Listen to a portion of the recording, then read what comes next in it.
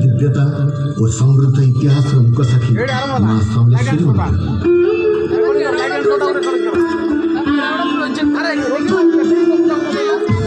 देवी समलेश्वरी संबलपुर आराध्य देवी माँ का नाम प्रख्यात संबलपुर मंदिर। प्रकृतिर अपरूप सुषमार भंडार अटे संबलपुर। चौहान वंशर बलराम देव थे यार नृपवर।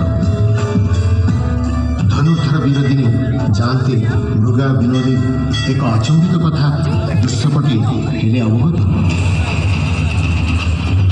कुकुर को सांगे धरी राजा गले करने शिकार मात्र महानदी पर घटला एक बड़ा चमत्कार।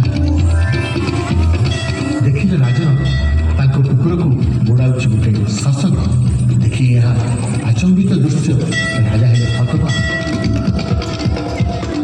महानदी बाबतटे थिला एक शिमिली वृक्ष वृक्ष मूले अकस्मात शासक हेले अंतर्ध्यान। देखी चिंतामग्न राजा शिविर को कले प्रस्थान। निद्रा काले देखी राजा एक अद्भुत स्वप्न उजागर हो राजा बसिले। तुरंत देवी समलेश्वरी सपने कहले नदी पक्षे रही अच्छी गुमदर रहुछि मुनि एबे काहारी मध्य शिमिली वृक्ष मूले मते करज स्थापन एथिपाई मन निर्मल कर।